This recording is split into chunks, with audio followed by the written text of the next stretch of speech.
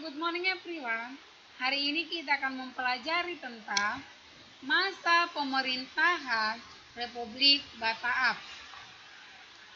Yang pertama, pemerintahan Herman Willem Daendels pada tahun 1808 sampai 1811. Daendels merupakan gubernur di Nusantara pada tahun 1808 sampai 1811. Daendels memiliki tugas utama yaitu mempertahankan Jawa agar tidak dikuasai oleh Inggris. Di sini ada beberapa langkah-langkah strategis yang dibuat oleh Daendels. Di sini ada dalam 4 bidang. Yang pertama, bidang pertahanan dan keamanan. Yang kedua, bidang pemerintahan. Yang ketiga, bidang peradilan. Yang keempat, bidang sosial dan ekonomi. Oke, yang pertama dalam bidang pertahanan dan keamanan yaitu membangun benteng-benteng pertahanan baru. Yang kedua, membangun pangkalan angkatan laut di Anyar dan Ujung Kulak. Yang kedua dalam bidang pemerintahan yaitu membatasi secara ketat kekuasaan raja-raja di Nusantara. Yang kedua, kedudukan bupati sebagai penguasa tradisional diubah menjadi pegawai pemerintahan kolonial yang digaji. Yang ketiga, dalam bidang peradilan. Daendels membuat 3 jenis peradilan. Yang pertama, peradilan untuk orang Eropa. Yang kedua, peradilan untuk orang Timur Asing. Dan yang ketiga, peradilan untuk orang pribumi, yaitu masyarakat Indonesia asli atau orang-orang Indonesia asli. Yang keempat, dalam bidang sosial ekonomi, yaitu meningkatkan usaha pemungutan uang dengan cara pemungutan pajak. Yang kedua, meningkatkan penanaman tanaman yang hasilnya laku di pasaran dunia. Yang kedua, menurut pemerintahan Jan Willem Jansen pada tahun 1811. Pada bulan Mei 1811, Daendels dipanggil pulang ke negerinya dan beliau digantikan oleh Jan Willem Jansen. Pada tanggal 26 Agustus 1811, Batavia jatuh ke tangan Inggris. Penyerahan Jansen ke tangan Inggris secara resmi ditandai dengan adanya kapitulasi Tuntang pada tanggal 18 September 1811.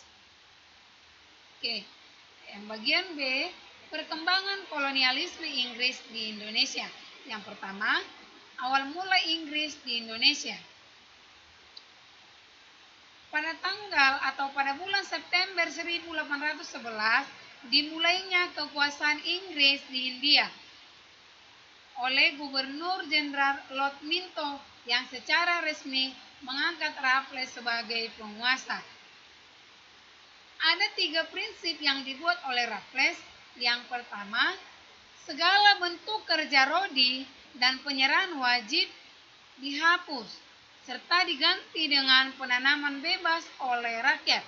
Yang kedua, peranan para bupati sebagai pemungut pajak dihapuskan dan para bupati dimasukkan sebagai bagian pemerintah kolonial. Dan yang ketiga, atas dasar pandangan bahwa tanah itu milik pemerintah, maka rakyat penggarap dianggap sebagai penyewa. Di sini ada beberapa kebijakan yang dibuat oleh Raffles. Ada 4 kebijakan ya. Yang pertama, kebijakan dalam bidang pemerintahan, bidang sosial ekonomi, bidang pengetahuan, dan bidang ilmu hukum. Yang pertama di bidang pemerintahan. Kebijakan yang dibuat ada 2 yaitu mengubah sistem pemerintahan yang semula dilakukan oleh penguasa pribumi menjadi sistem pemerintahan kolonial yang bercorak barat. Oke. Yang kedua dalam bidang sosial ekonomi itu pelaksanaan sistem sewa tanah atau pajak tanah yang sering disebut sebagai land rent. Yang ketiga dalam bidang ilmu pengetahuan yaitu ditemukannya bunga bingkai yang diberikan nama dengan Rafflesia Arnoldi. Dan yang keempat, dalam bidang ilmu hukum yaitu sistem peradilan yang diterapkan Raffles lebih baik daripada yang dilaksanakan atau yang dilakukan oleh Daendels. Oke, yang kedua, berakhirnya pemerintahan Raffles.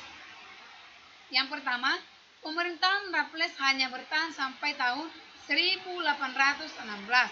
Yang kedua, keadaan di negeri jajahan sangat bergantung pada keadaan di negeri Eropa. Dan yang ketiga, pada tahun 1814, Napoleon Bonaparte kalah melawan raja-raja di Eropa dalam perang koalisi atau koalisi. Koalisi diartikan sebagai sebuah kelompok atau persekutuan maupun gabungan. Oke, yang selanjutnya di sini ada tugas dari nomor 1 sampai nomor yang kedua. Ini harap dikerjakan secara sistematis dan rapi. Oke, sampai di sini pertemuan kita untuk hari ini. Sekian dan terima kasih. Good morning.